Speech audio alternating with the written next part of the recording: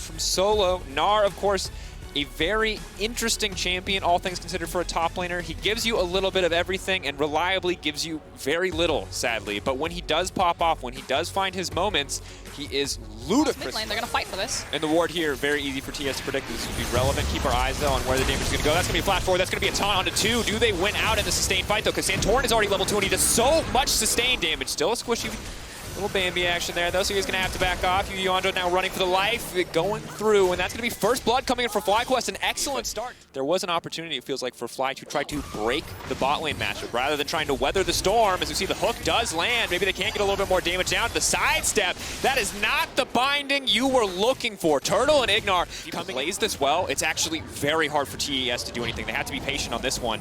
TES thinking they had the level 5 advantage, but that's the Gnar back into the wall, right into the tower. Now Knight is tanking him, he's gonna flash into safety. Solo making it out of this one. TES were not ready for that Gnar ultimate. Yeah, beautifully played there by Solo. Comes back with the Ninja Tabi as well, and even though they pull Knight. 2,500 gold, 7 minutes into the game. If you told me it was TES, I would have believed you without looking. You tell me it's FlyQuest, I want to know more, and right now the story is bottom lane competency and Solo holding on. Even his own back here as he now wants to return to the top side. This is a bit of a long con play. It's gonna be a lot of wasted time if this does not go in the favor of top Esports, but that's going to be the whiff, and definitely not the one that they were looking for. Now, Boomerang isn't going to be back up for Solo. He's not able to pick it. Throws out the 10 icon, says try again, but the Urgot ult. That's going to be it. Pull him back in. Oh, God, it's still just as gruesome, even if something could go wrong at any moment. That all it takes is a single play from TES to turn it on its head. But for now, FlyQuest in complete control, and they're looking to find the pick here on tonight. The taunt coming in, but he's just going to get shuffled right back. Easy use of the Emperor's Divide coming in from Power of Evil.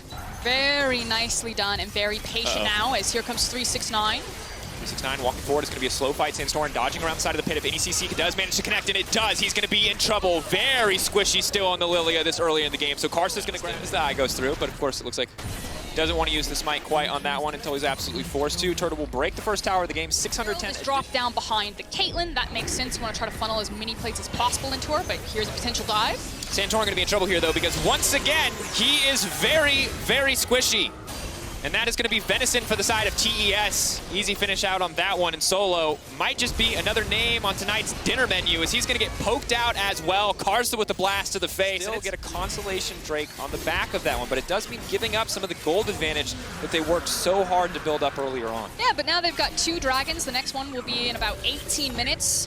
So you're looking at a potential of a 23-minute soul, which is obviously going to feel really nice for FlyQuest because A, they spike really well on 2 items and then continue to spike really well. They have tons of scaling potential for them. So while his flash, but ultimately Wild Turtle and FlyQuest continue to break open this map and try to accelerate the game. And this is one of the difficulties of Summoner's Spellbook, is that obviously when you have a spell like Ignite and Flash, you have to be willing to burn one to get back to your original spell to teleport. In this case, 369 just has to get up there the old-fashioned way to try to contest that one. So it will be another tower taken out.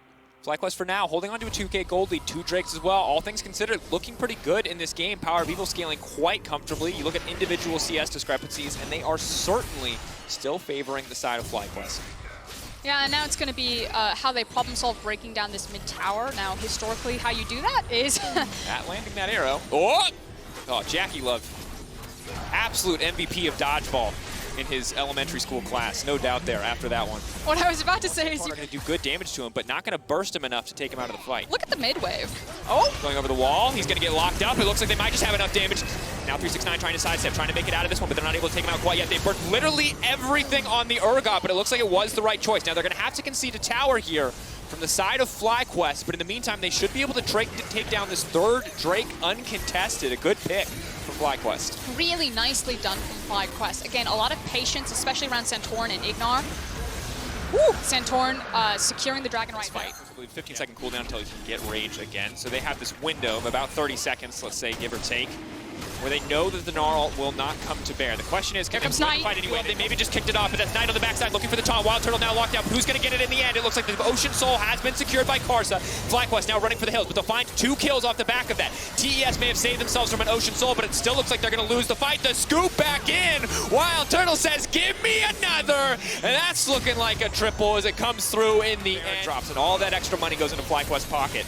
And now they have to survive the siege of the Ashe, Lilia. Now, but still, FlyQuest should just play the map with this Baron buff, continue to snowball their own gold lead, closing in on 10K now.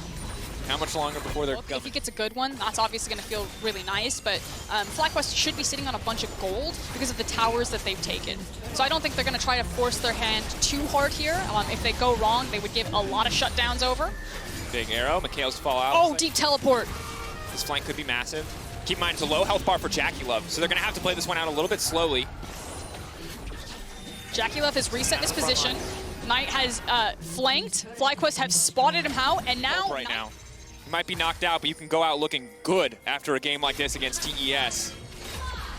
Arrow going to connect on 369. They're going to pull him back to the middle of the team. The follow-up is there, but they can't quite get it done. Carson now leaping into everyone. Wild Turtle going to be isolated, taunted off to the side. That's going to be massive. Maybe, just maybe they can turn it back. But Fly say no, not today. Chasing him down. Solo, bobbing, weaving, moving forward in the fight. His Power of Evil looks for another opportunity to throw a few more autos down. But they've killed Wild Turtle, but not Santorin, and that means Cloud, or Ocean rather. An easy pickup here for Fly. That's going to be Ocean Soul, and while TES is starting to throw a few more punches, Fly still coming out on top. Yeah, it's just the shutdown bonus. I believe it was Knight who got the shutdown as well.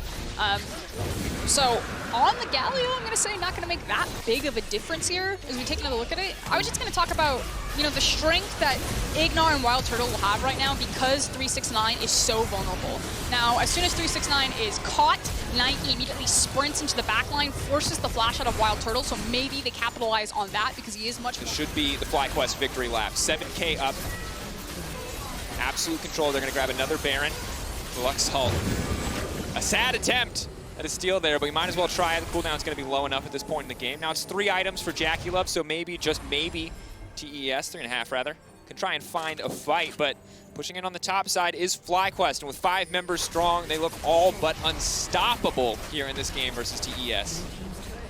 So what you're looking for is, again, Ignar is going to be fishing for a lot of these hooks, whereas where's the desperation going to come out of TES? Are they going to decide to sack 2 inhibitors before they mount their final stand? The rage bar is full, so engaging now would be quite dangerous.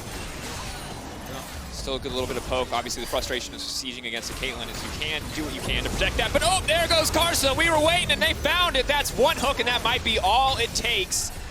Clearing out the waves, though. TES are still holding on. Not afraid because they lost a single member. Bot lane inhibitor is exposed. Solo can start to zoom down there as the next wave will crash in the top lane.